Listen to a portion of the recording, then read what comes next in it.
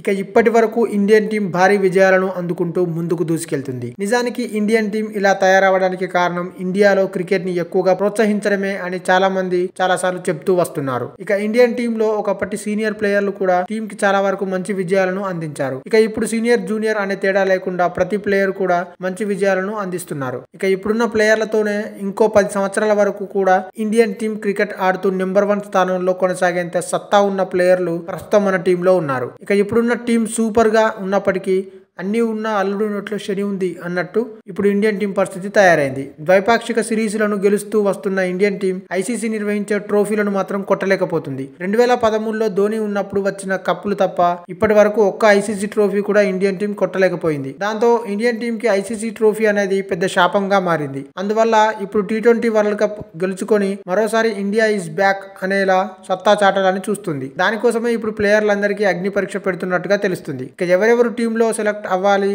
అనేది ఐపీఎల్లో ఆడే ఆట తీరును బట్టి ఉంటుందంటూ బీసీసీఐ పరోక్షంగా తెలియజేస్తుంది. అయితే ఇండియన్ టీం ప్లేయర్లు అందరూ మంచి ఫామ్ లో ఉన్నప్పటికీ అందరికీ ఆడే అవకాశం అయితే రాకపోవచ్చు. కాబట్టి అవకాశం వచ్చిన వాళ్ళు మాత్రం తప్పకుండా వాళ్ళ టాలెంట్ ని ప్రూవ్ చేసుకోవాలని చూస్తున్నారు. ఇక రీసెంట్ గా జరిగిన ఆఫ్ఘనిస్తాన్ సిరీస్ లో రోహిత్ శర్మ కూడా మంచి ఫామ్ లోకి వచ్చాడు. ముఖ్యంగా 3వ T20 మ్యాచ్ లో తన సత్తా చూపించుకుంటూ భారీ సెంచరీని సాధించడమే కాకుండా కెప్టెన్ గా కూడా తన సత్తా ఏంటో చూపించాడు. మళ్ళీ తను ఫామ్ లోకి వచ్చాడు అంటూ నిరూపించుకున్నాడు. అలాగే ఈసారి వరల్డ్ కప్ లో రోహిత్ శర్మ చాలా కీలకమైన ప్లేయర్ గా కనిపించబోతున్నట్టుగా కూడా తెలుస్తుంది. ఇక ఇప్పుడు ఇండియన్ టీం ను ఓడించే టీం ఏది అని ప్రపంచ దేశాల క్రికెట్ టీంల మధ్య చర్చ మొదలైంది. ఎందుకంటే ఇండియన్ టీం మామూలు దూకుడుగా లేదు.